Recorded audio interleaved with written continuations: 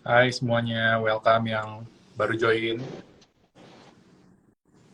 Hai, welcome, welcome. Halo, halo Bro William. Halo, halo. Gimana, Wafi? Pak Wafi, apa kabar? Gini lah. Oke kok. Oh iya, Ya iya. sedikit merah Barusan, karena market. iya, market gimana nih? Agak slow ya kayaknya ya dari kemarin-kemarin ya. Agak slow, tapi ya expected lah ya karena naiknya juga udah 3 hari ya. Iya, iya. Mm-mm. Oke, mungkin di sini saya mau welcoming teman-teman semua yang udah join di IG Live Academy Admirals bersama dengan RHB. Di sini kita bakalan mencoba buat mengedukasi teman-teman semua dengan bahasa yang kita coba buat simplify ya. Jadi teman-teman semua juga bisa mengerti dengan bahasa manusia yang dengan bahasa yang sederhana gitu. Nah, ini saya pengen welcoming teman-teman yang belum pernah dengar tentang Academy Admirals. Mungkin di sini kita melakukan literasi keuangan dan kita ada webinar juga ya nanti di hari Sabtu ya membahas tentang Mhm. sectoral movement gitu. Nah di hari Sabtu sekitar jam 10 kita udah akan mulai acaranya mungkin sekitaran 1,5 jam sampai 2 jam ya plus nanti tanya jawab juga yang bakal dibantu sebagai guest speaker, star speaker yaitu dari Pak Wafi. Nanti kita bakalan ngebahas juga apa sih Salon Mei gitu kan ya. Salon Mei apakah benar-benar akan terjadi dan kalau misalkan terjadi apakah yang harus kita lakukan gitu kan. Ya, dari Mhm. Salon Mei. Oke. Nah, oke mungkin di sini saya langsung tanya jawab aja ngobrol-ngobrol sama Pak Wafi. Oh ya, sebelumnya di Mhm. minggu kemarin kita juga ada IG Live dan kemarin itu kita sempat mention beberapa saham ya, yaitu salah Mhm. satunya yang udah lumayan naik itu kalau nggak salah Indosat. Nah, Indosat Oke. kemarin kan keluar laporan kuartal pertamanya dan naiknya luar biasa ya dibandingkan kuartal pertama Mhm. 2022. Nah, saat Mhm. happy cuan, selamat cuan bagi teman-teman yang kemarin ikutan join di IG Live, di Telegram Live, dan Indosat hari ini naik di atas level 8.000 ya, 8.075 tadi sempat nggak tahu sekarang berapa. Nah, Mhm. dengan kenaikan tersebut artinya Indosat udah mulai um, harganya udah mulai membentuk higher high ya, higher high gitu. Nah, ada beberapa saham lagi seperti Astra International juga sempat kita mention, beberapa juga yang baru di-mention yaitu MNCN, setelah itu ada beberapa lagi di sini, ada SCMA, MNCN, setelah itu ada Auto yang lagi bikin base lagi gitu. Nah, kira-kira itu introduction dari saya. Semoga nanti teman-teman semua habis ikut event kita, IG Live kita ini, kalian bisa dapat insight yang lebih powerful lagi, lebih insightful lagi buat teman-teman semua. Dan di sini saya pengen ngobrol-ngobrol dan tanya-tanya sama Pak Wafi nih. Mhm. Nah, kalau bulan Mei ini kan punya probability kenaikan yang rendah ya, kalau bisa dibilang dibandingkan tahun-tahun sebelumnya juga, dibandingkan bulan-bulan yang lain juga Mei yang paling rendah ya punya probability naiknya ya, Mhm. sekitaran 40% kalau kita lihat historisnya selama 10 tahun terakhir. Nah, kira-kira menurut Pak Wafi gimana nih? Dimana sekarang ISG juga lagi minus sekitaran sorry, di bulan Mei ini, dari awal bulan Mei sampai sekarang minus sekitaran 2,6% ya, 2%-an sekian. Dan kalau saya lihat, secara historis juga penurunan di bulan Mei sampai closingnya ya, itu sekitaran 3%, 3,8% gitu. Jadi, apakah akan jatuh lebih dalam dan akan membuat new record gitu ya di ISG atau gimana Pak view-nya tentang ISG di bulan Mei ini, di akhir bulan Mei? Mhm. Ya, sebenarnya gini sih, Bro William ya. Jadi kalau ngomongin IHSG sendiri, kenapa sih IHSG lebih sering ada koreksi gitu ya di bulan Mei ya? Di sini bentar saya coba tunjukin nih. Nah, di bulan Mei. Nah, ini kalau kita lihat, ini dari sekitar 15 tahun terakhir nih. Di bulan Mei memang lebih sering ada penurunan, ada koreksi nih. Dan memang ada nggak semuanya. Ada beberapa tahun di mana bulan Mei ada kenaikan, tapi memang kenaikannya juga nggak terlalu tinggi ya. Dan lebih sering statistik bicara memang lebih sering ada koreksi di bulan Mei. Nah, mungkin ada yang wondering, kenapa ya bulan Mei itu rata-rata kok pada koreksi ya secara historical? Karena memang yang pertama ada beberapa komponen. Yang pertama itu pembagian dividen. musim pembagian dividen. Jadi rata-rata memang sudah dapat laporan keuangan tahun sebelumnya, kemudian masuk ke musim pembagian dividen. Jadi investor kebanyakan mengkaji ulang lagi nih strategi portofolionya mereka. Jadi habis dapat dividen ya mereka keluar dulu lah, cash out dulu, atur lagi posisi strategi portofolionya mereka. Makanya otomatis kan pasti jualan. Itu yang pertama. Kemudian ya yang kedua, memang ada masuk juga kan di laporan keuangan di kuartal pertama juga ya. Kuartal pertama pasti udah keluar juga. Ya itu jadi salah satu variabel pertimbangan investor juga nih buat istilahnya mengatur ulang lah strategi investasinya. Nah, yang ketiga itu memang ada biasanya kalau dilihat pembagian bukan pembagian ya, tapi pembayaran beberapa utang obligasi negara, mayoritas utang obligasi negara itu memang jatuh temponya di sekitar bulan Mei sampai bulan Juni nih. Jadi bisa dibilang obligasi utangnya pun rata-rata bang utang dalam bentuk mata uang luar negeri. Jadi ya otomatis ada capital outflow juga di situ. Jadi udah dividen capital outflow, ditambah lagi dengan investornya mungkin sell dulu gitu ya, buat ngitung ulang lagi rebalancing portofolionya, ditambah lagi pemerintah bayar entah itu cicilan ataupun pokok hutang luar negeri. Jadi ada capital outflow di situ yang akhirnya rupiah juga memang rata-rata tertekan gitu ya di bulan Mei ya. Kalau misalnya rupiahnya tertekan ya otomatis kan itu ngefek juga ya ke IHSG gitu secara umum di bulan Mei. Nah jadi saya rasa sih sebenarnya itu mungkin ya awal mulanya kenapa ada fenomena sell in May gitu ya. Emang dasarnya sih seperti itu. Tapi ya bukan berarti dilanjutin ke go away-nya gitu, karena go away-nya ya harus lihat dulu sih ya. Kita lihat dulu outlook ke depannya seperti apa. Mungkin kalau case-nya kayak di tahun 2015 gitu ya, kita lihat di 2015 itu kan di bulan Juni sampai dengan September itu konsisten IHSG terus mengalami penurunan. Nah itu bisa lah kita go away ya. Tapi kalau case-nya ternyata yang terjadi seperti di 2020 misalkan, atau mungkin ya oke 2020 outliers misalkan, di 2017 lah, di 2017 itu dari mulai di 2017 tuh dari mulai Mei bahkan Mei nggak turun ya, terus lanjut naik sampai dengan November akhirnya baru mengalami penurunan. Jadi bisa dibilang sell in way is one thing gitu, tapi kalau bilang go away-nya ya itu memang kita harus lihat dulu outlook-nya, posisi kita sekarang seperti apa sih. Nah, kalau ngomongin soal outlook ya kan kita udah sama-sama tahu ya, posisinya tahun ini memang bisa dibilang ya tahunnya nggak super bullish ya, tapi juga nggak negatif nih. Jadi temanya memang tema gradual recovery sih kalau saya lihat di tahun ini ya. Jadi saya rasa sih memang koreksi atau volatilitas di bulan Mei ini cuma sementara aja sih, Bro William gitu. Dan fun fact-nya sebenarnya ada bulan yang secara historical lebih sering mengalami penurunan di bulan Mei, yaitu di bulan November. November, betul. Ya. Jadi kalau misalkan kalau kita mau bayangkan berarti di bulan Mei itu jauh lebih mengerikan ya dibanding mungkin di bulan Mei ini ya. Dan memang di bulan Mei ada beberapa sentimen, dan salah satunya yang memang tadi sudah sempat di-mention sama Pak Wafi, yaitu udah musim pembagian dividen, dan setelah itu ada penghitungan ulang ya, dan capital outflow yang lumayan besar ya karena penghitungan ulang tersebut ya. Itu. Nah, kira-kira apakah sentimennya itu saja? Gimana dengan debt ceiling nanti yang sedang kita nantikan ya di awal Juni ini? Apakah itu jadi sentimen negatif juga? Karena kalau kita lihat pasarnya masih cukup flat dari beberapa hari kemarin, dan minggu kemarin juga agak flat ya pasarnya ya. Apakah market masih menunggu debt ceiling? Apakah debt ceiling ini benar-benar sebuah sentimen dan momok yang menakutkan dan benar-benar bisa bikin market go away, atau sebetulnya kita lebih, kalau kita mau bayangkan, kita lebih 60% bullish atau kita lebih 60% bearish-nya gitu. Walaupun nggak bisa yang sampai benar-benar 100% ya. Kira-kira gimana menurut pandangannya Pak Wafi?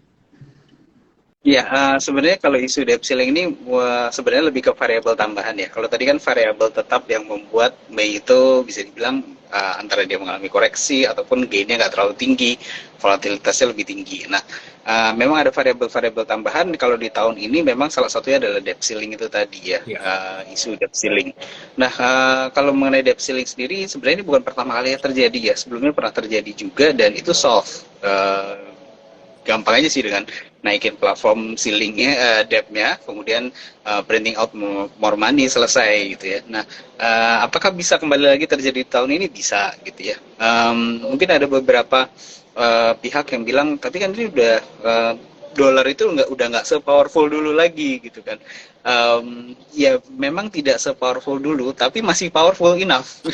Jadi buat US tuh buat do the same strategy like they did last time gitu. Jadi buat saya memang kalau mengenai isu debt ceiling ini bukan, saya lihat bukan menjadi salah satu ya, masalah utama ya, variabel utama mungkin yang harus kita takutkan secara berlebihan sih.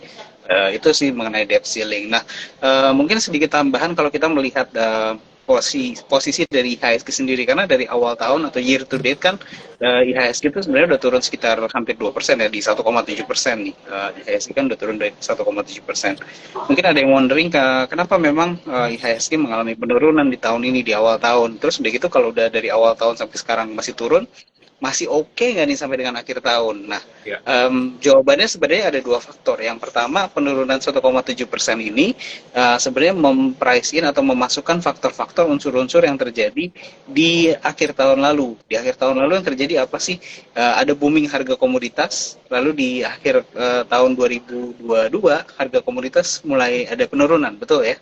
Nah, investor kemudian mempricing hal tersebut gitu. Kalau misalnya harga komoditas turun, ya otomatis dari sisi posisi fundamental lah, pendapatannya emiten-emiten berbasis komoditas tentu ya kita nggak bisa harapkan bakal lebih tinggi lah ya dibandingkan tahun lalu gitu ya, jatuhnya kayak gitu.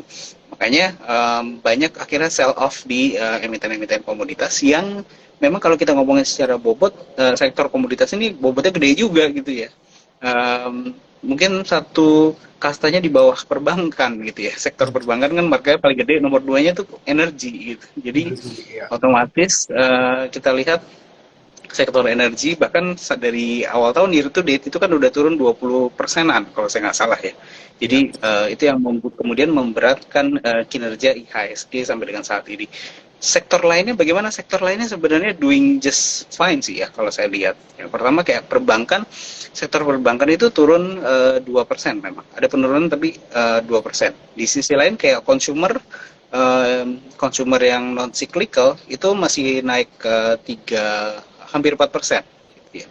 Yang turun terdalam kedua itu adalah sektor basic material atau bahan dasar, itu yang turun hampir 16% gitu ya. Itu penurunan terdalam kedua. Jadi saya rasa memang menjawab pertanyaan kenapa IHSG turun sampai dengan saat ini dari awal tahun, itu memang seiring dengan penurunan harga komoditas. Tapi bukan berarti kita lihat ini penurunannya masih akan berlanjut nih, karena masih ada potensi buat rebound sebenarnya di nanti di semester kedua. Nah, kalau gitu katalis buat reboundnya apa sih? Gitu kan? Kalau katalis buat reboundnya sebenarnya ada beberapa. Yang pertama, kita lihat efek kenaikan bahan bakar BBM subsidi ya. BBM subsidi kan naik di, kalau saya nggak salah sekitar September tahun lalu ya, September atau Oktober tahun lalu. Itu efeknya masih kerasa sampai sekarang.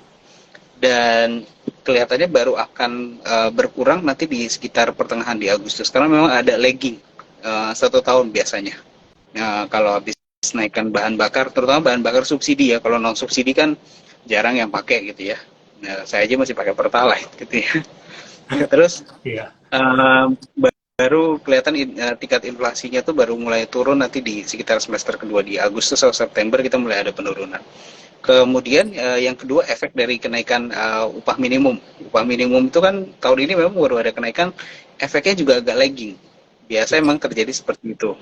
Nah, terus yang berikutnya soal interest rate nih, ngomongin soal interest rate. Nah, kalau interest rate memang kita perkirakan interest rate kelihatannya ada potensi satu lagi kenaikan, tapi itu bisa terjadi di semester 1, semester kedua ini akan lebih stabil. Tahun depan bahkan bisa ada penurunan. Nah, itu baru ngomongin soal makro ya. Nah, kemudian soal non makronya apa? Non makronya jangan lupa tahun depan udah mulai masuk tahun politik ya. Jadi Ya. Kelihatannya kampanye akan mulai agresif lagi menjelang akhir tahun, dan itu Iya. sedikit banyak pasti akan ada tambahan lah katalis buat inflasi di kelas menengah ke bawah ya. Gitu. Jadi Iya. itu beberapa katalis ya yang sebenarnya kita ngelihat cukup menarik dan nggak fully bullish memang seperti tadi saya sebutkan di awal ya, nggak fully bullish tapi lebih ke gradual bullish ya. Jadi ada concern juga, tapi moodnya overall saya lihat sih masih positif walaupun IHSG year to date masih minus gitu sih. Iya. Iya. Nah, kalau ngomongin soal sentimen kan sebetulnya sentimen itu bisa jadi adalah fear saja dan belum tentu bisa terjadi juga kan. Karena itu mungkin sebuah fear yang orang takut-takutkan, contohnya seperti debt ceiling, yang kalau nanti tiba-tiba tidak terjadi, ya sebetulnya bagus buat market. Dan tadi juga sempat disebutkan juga bahwa tahun kemarin harga komoditas naik tinggi, karena itu juga ISG juga rally-nya juga bagus ya, pergerakan juga lumayan, dan biasanya setelah habis dari komoditi, biasanya lari ke sektor mana nih? Nah, itu kan sektoral movement yang nanti bakal kita bahas juga ya teman-teman ya. Di hari Sabtu Betul. bakalan kita bahas lebih detail juga. Ini cuma kita teaser-teasernya aja karena kita nggak mungkin dalam jangka waktu 30 menit bisa kupas itu semua. Jadi bakal ada data-data juga dan tips dari Pak Wafi juga gimana cari sektor movement. Karena kalau kita dapat sektornya, basically kita tembak beberapa saham aja di sektor itu, kemungkinan besar portofolio kita tuh bagus ya, dibandingkan kalau kita tembak semua sektor gitu, kita nggak ngerti sektornya gitu. Nah, menurut Pak Wafi, kira-kira sektor movementnya udah bergerak ke arah mana ini? Kalau kemarin kan tahun kemarin batu bara, komoditas. Nah, habis komoditas yang saya tahu biasanya adalah properti gitu. Tapi apakah history will repeat itself or not kan ya? Itu yang kita jadi pertanyaan kan. Nah, kira-kira menurut Pak Wafi gimana sektoral movement? Iya, sebenarnya kalau properti udah mulai dan mungkin bisa dibilang hampir selesai ya. Karena kalau ngelihat harga saham properti kan udah rally-nya udah agak lumayan ya dalam 2 atau 3 bulan terakhir nih. Jadi dan ini memang agak sedikit antitesis nih dengan biasanya, karena interest rate biasanya naik itu jelek buat sektor properti. Tapi ini interest rate naik, sektor properti ikutan naik gitu. Nah, mungkin ada yang bertanya-tanya kenapa bisa kayak begitu gitu ya. Itu tadi karena salah satunya faktor cyclical juga. Ngelihat sektor lainnya udah naik, nah akhirnya sekarang muter ke sektor properti gitu. Apalagi sektor properti kan tahun kemarin sebenarnya bagus gitu karena efek harga komoditas juga yang tinggi gitu ya. Dan saya rasa memang kalau sektor properti sepertinya nih sudah hampir sampai ke finish line-nya nih, dan mungkin bisa dipertimbangkan lagi buat switching lagi ke sektor lainnya. Sektor lainnya kalau kita perhatikan yang belum banyak mengalami kenaikan apa sektor, sebenarnya tadi ada basic material. Kalau kita lihat basic material tuh bisa dibilang underperform banget ya. Tadi Ada apa aja turunnya tuh ya? hampir 16%. Kenapa? Ada apa aja ya basic material? Di basic material itu kalau nggak salah di dalamnya ada semen ya. Saya coba buka di semen dan petrochemical kalau nggak salah. Kita lihat di Semen dan petrochemical ya. Memang semen harganya, harga saham semen luar biasa dibanting sama pasar ya.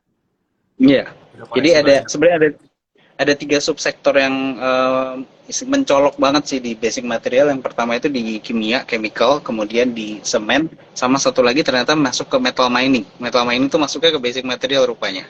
Jadi Metal mining.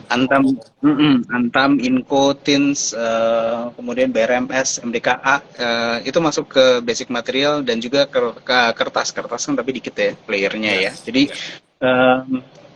dan saya rasa kalau ngomongin metal mining kayaknya udah perk up semua nih kupingnya ya. Wah, metal mining nih ya. Antam nih udah turun banyak nih. Bisa nih dong berarti ya. Iya.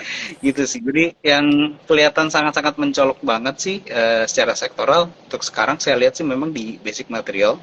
Yang kedua itu di infrastruktur. Jadi 2 sektor itu dulu. Kalau infrastruktur tuh isinya telekomunikasi ya, yang paling mencolok gitu ya. Iya. Kalau telekomunikasi juga kemarin kita sempat lihat sih, saya di grup juga sempat lihat dan sempat kasih arah juga ke teman-teman semua yang di grup ya, di live ini juga, tentang salah satunya adalah salah satu yang kita mention itu ISAT ya, Indosat ya. Boleh kasih insight sendiri nggak Pak kalau soal ISAT ini, Indosat? Ya, untuk ISAT sebenarnya gini kan, kalau telekomunikasi ngomongnya pasti 3 ya, Telkom, Indosat, dan Excel. Telkom itu pemain terbesar, tapi memang dari sisi growth-nya agak berat karena dia terlalu besar Iya. juga dan memang ada istilahnya bisnis warisan. Bisnis warisannya itu apa sih? Kayak telepon rumah, kemudian yang Telkomnya lah, Telkom zaman Iya. dulu gitu ya. Nah, itu growth-nya tuh bisa bilang negatif gitu ya. Bahkan rugi, udah mulai ada penurunan pendapatan dari situ. Jadi agak berat di situ.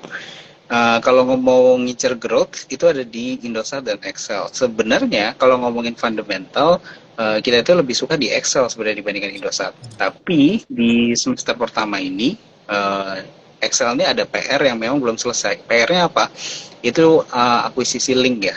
Jadi Oh, investor tuh kayaknya lebih banyak ngelihat ini mau ngapain sih nih abis akuisisi link net ini strateginya bakal kayak gimana, apalagi kan ternyata nilai akuisisinya juga jauh lebih besar ya dibandingkan current market price-nya ya. iya. Current market price-nya mungkin malah sekarang setengahnya kali ya dari acquisition price-nya gitu. Nah, Iya. itu PR-nya yang akhirnya membuat oke lah ke Indosat dulu aja gitu. Dari Indosat kalau kita lihat kan market share-nya juga ada kenaikan ya, Iya. subscriber-nya juga ada kenaikan di semester pertama ini di kuartal 1 kemarin itu ada kenaikan, makanya perform ISA tuh lebih perform sebenarnya dibandingkan Hmm. Excel. Hmm. Tapi ada tapinya nih. Kalau ngelihat performance-nya Indosat udah cukup tinggi, naik dari 5.200 hampir ke 8.000, bahkan sempat 8.000 tadi ya. Sekarang Iya, udah mulai agak turun nih. turun keras. Uh, naik ya naiknya udah lumayan nih ya. Jadi kelihatannya udah mulai bisa switching nih ke Oke, Excel, balik lagi ke Excel. balik lagi ke Nah, Excel ya. Excel itu Excel kan harganya udah kebalikannya. Harganya turun dari 2.400-an turun balik ke 1.700-an bahkan ya. Oke, Dan habis itu sekarang udah mulai balik rebound tapi masih belum balik ke level 2.000 malah. Nah, iya. soal PR-nya sendiri, PR-nya di LinkNet itu memang terakhir pas laporan keuangan Excel rilis laporan keuangan Iya. kuartal pertama, itu sebenarnya mereka udah clarified sih gimana strategi mereka, rencana mereka lah buat LinkNet ke depannya. Dan menurut saya sih memang berarti PR-nya udah solve lah ya, dan kita udah mulai bisa ya, misalnya itu Q-nya tuh tanda-tandanya tuh sinyal-sinyal mungkin udah bisa switch tuh dari Indosat pindah ke Excel. Apalagi Oke. jangan lupa hari ini kayak kum dividennya ya, si Indosat ya. Indosat, iya. Yes. Mm-mm. Iya, Tuh kalau betul. nggak salah Iya, hari ini besok Indosat expirednya tanggal iya, 25. 3% yield kalau pakai penutupan kemarin, tiga koma Yes. tiga persen yield. Iya. Ya Itu berarti biasanya bakalan kan ada kalau dividen trap ya, koreksi. seperti biasa ya. Iya. Iya, betul Oke. kira-kira. Oh ya, tadi tadi juga sempat di-mention juga ya bahwa di tahun ini, di tahun depan kan kita akan ada pemilu, so katalis ke depannya salah satunya adalah pasti nggak jauh dan nggak bakalan cukup related dengan anggaran yang ada di pemilu buat tahun 2024 ya. Dan kalau saya lihat datanya anggarannya naik sekitar 3 kali lipat ya. Gimana kira-kira menurut Pak Wafi ini? Apakah media bakalan menarik lagi buat kita perhatikan? Di mana kan SCMA harganya juga udah cukup dibantai ya sama market ya. Begitu pula dengan Betul. MNCN ya. Dengan PBV yang sekitar 0,5 dengan PI yang 4 kali, saya rasa MNCN sangat murah ya kalau menurut saya. Tapi saya nggak tahu menurut pandangan yang lain gimana. Karena ada beberapa concern juga di MNCN, yaitu mungkin beberapa fan kurang gitu demen ya dengan MNCN ya. Gitu. Nah, kira-kira gimana menurut Pak Wafi? Ya, memang kalau dibilang kurang demennya kenapa sih? Mungkin karena ada exposure politiknya juga ya Ya, di LNC ya. Memang kalau kita ngomongin saham, saham kalau memang ada exposure politiknya, investor memang kurang begitu tertarik juga ya. ya, Karena uncertainty-nya semakin besar. Itu Q yang pertama. Kemudian yang kedua, kalau kita lihat dari sisi performance dari media, mungkin setahun terakhir ini ya, memang ada penurunan. Efeknya gimana nanti dengan pemilu? Saya rasa efeknya akan tetap kembali positif. Kenapa? Walaupun mungkin ada beberapa tesis yang bilang kayaknya pemilu tahun ini akan beda deh dengan pemilu sebelumnya. Kalau tahun ini kayaknya lebih banyak ke digital, ke lewat sosial media, gitu ya.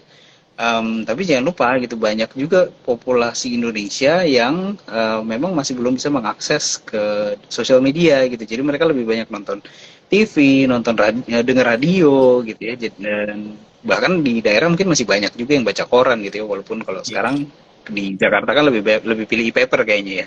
Iya, Tapi itu tetap menjadi satu media juga yang masih penting. Nah, mungkin kalau saya analogikan statusnya sama kayak dolar ya jatuhnya ya. Masih powerful, cuman nggak se-powerful dulu gitu ya. But iya, still powerful enough gitu ya. setuju. Jadi Iya, uh, satu analogi yang ternyata mirip. Nah, jadi saya rasa nih media juga tetap akan ketimpaan berkahnya juga sih dari pemilu ya. Selain media, apalagi kan harga sahamnya juga udah turun banyak, jadi bicara valuasi sih, valuasi harusnya udah relatif lebih murah ya dibandingkan setahun yang lalu gitu untuk ke sektor media. Itu sih, iya. Bro William. Oke, oke. Jadi untuk sektor media masih ada kemungkinan buat dapat upside-nya ya, karena walaupun tidak se-powerful dulu tapi masih tetap powerful seperti US dollar ya, kira-kira begitu ya. Oke. Nah, ya teman-teman jangan lupa nanti buat daftar ya di webinar Akademi Admiral, kita bakalan kupas itu lebih dalam lagi. Nanti Pak Wafi juga bakalan bawain cara analisanya gimana dan logika berpikirnya gimana buat kita cari sektoral yang menarik buat kita perhatikan. Nah, mungkin ini saya nggak bakalan lama karena kita bakalan ada event lagi nanti berikutnya. Ini hanya sekedar teaser dan kita bakalan kita hanya kupas yang surface-nya aja di sini ya gitu. Nah, kira-kira dari Pak Wafi apakah ada closing?